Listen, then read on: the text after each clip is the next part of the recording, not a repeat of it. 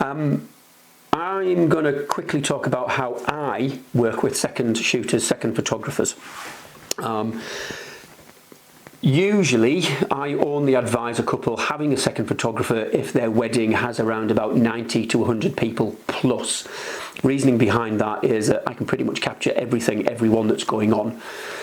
Or you definitely want one photographer doing one set of prep, and you definitely want another photographer doing the other set of prep.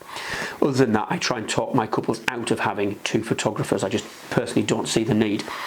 If you are working with two photographers, this is tips that I've found useful from a photographer's point of view.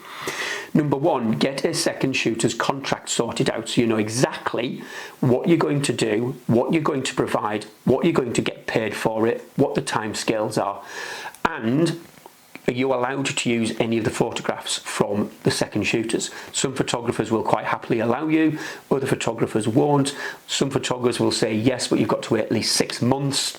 Huge thing, but get a contract that has that in place.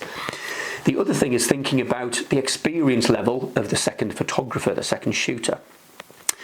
I prefer to get second shooters who are very familiar with on-camera flash and off-camera flash. So I can ask them to go away and do a whole load of stuff that I can do. So I don't need to worry about it. If I can't find that, no offense to the photographer, I'm probably going to dumb it down for them because I use a lot of off-camera flash. So if they can't do that, they can't do the same as me.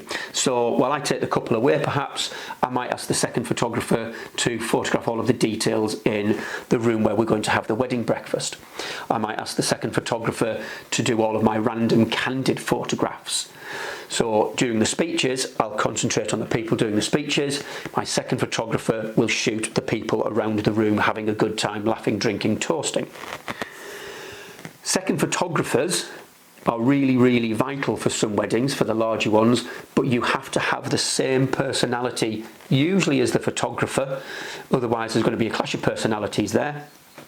And as a photographer, principal photographer, and as a principal photographer, I want to make sure that the second photographer's personality matches my couple's personality.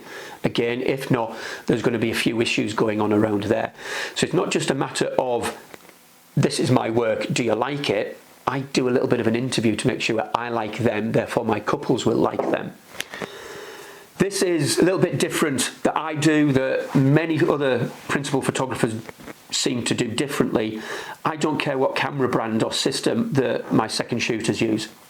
I'm really not bothered, and that goes down to whether or not they're using Fuji, preferred but really not important, Canon, Nikon, Sony, Panasonic, I don't know, really don't care.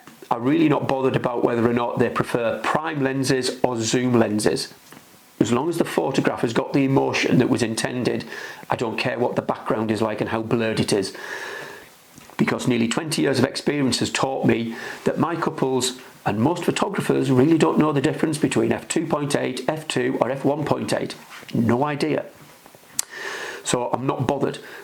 You shoot in RAW, I can adjust your white balance, I can adjust the tone of the photos using Lightroom so it looks like my Fuji photos. Simple as that. And to be honest, with the advent of tools like Aftershoot, the AI editing tool, no point in worrying about what camera brands or lenses that you use. So there's just a few things about me working with second photographers. If you're interested, drop me a line. I'll put you on a database. If we get on, great, but please don't take it to heart if we don't.